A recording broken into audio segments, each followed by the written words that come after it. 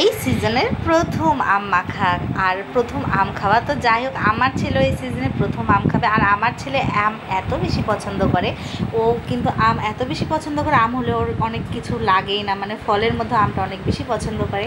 আর আমার কাঁচা আম দেখলে তো একদম লোভ সামলাইতে পারি না। যাই হোক, আমরা ছাদে এই যে আম মাখার পার্টি করব, এখানে কিন্তু অনেকে আছে যাদেরকে আমি ক্যামেরার সামনে আনিনি। আসলে ওরা ক্যামেরার সামনে আসতে চায় না, সো তাদেরকে এই জন্য আনিনি। আর এই যে ছাদের উপর বসে এরকম লাইটের আলোতে আম মাখা খেতে যে কী মজা লাগছিল। আর আমগুলো যে এত পরিমাণ টক ছিল যে আমি এখানে চিনি দেওয়ার পরেও আমের টক আমি কমাইতে পারিনি। আর কিন্তু এখানে মরিচটা একটু কম হয়ে গিয়েছে, মানে আম ভর্তা একটু ঝাল বেশি করে না হলে ভালো লাগে না। কিন্তু এখানে ছোটো বাচ্চা ছিল, আবার বড়রাও ছিল, সো যার কারণে আমি কিন্তু একদম অল্প মরিচ দিয়েছি। আর সব মশলা এখানে ছাদে নিয়ে এসেছি।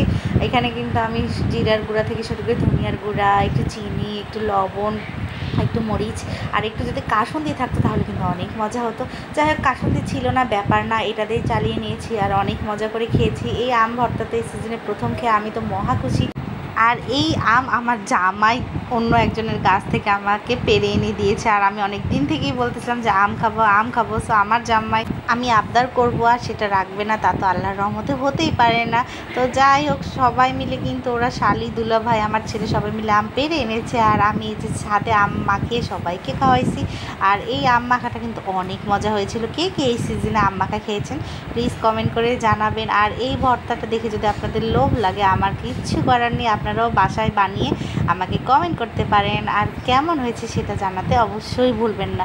আমার ভিডিও ভালো লাগলে পেজে গিয়ে একটা ফলো দিয়ে দিবেন, আর ইউটিউব থেকে দেখলে সাবস্ক্রাইব করে দিবেন। যাই হোক, আম কিন্তু ডোলে ডোলে হাত দিয়ে না মাখলে কিন্তু একদমই মজা লাগে না। আর এর সাথে যদি সরিষার তেলটা দেওয়া যায়, আমি কিন্তু সরিষার তেল দিয়েছিলাম, দিয়ে কিন্তু এই যে আমটা মেখেছি, কী যে সুন্দর লুকটা, আর খেতেও যা মজা হয়েছিল, শুধু ঝালটা কম হয়েছিল। আর এই দেখুন আমার ছেলের আসলে এক্সপ্রেশন, ও কিন্তু টক খেতেই পারে না একদম, তারপরেও কষ্ট মষ্ট করে একটু খেয়েছে। যাই হোক, ওকে খাওয়ানোর ভিডিওটা আমি আপনাদের সামনে দেখিয়ে দিলাম। আর এই দেখুন কতগুলো হাত, বললাম না অনেক সদস্য আমার সাথে ছিল, আর এই সদস্যগুলো মিলে কিন্তু আমরা খেয়েছি। আর আমার জামাই তো সবসময় শয়তানি করবে আমার সাথে। যাই হোক, এখানে এই যে খাওয়া দাওয়া শেষ করে কিন্তু আমি এখন রান্নায় চলে যাবো। আমাদের রাতে কিন্তু একটা স্পেশাল রান্না আছে, সবাই মিলে খাওয়া দাওয়া করবো।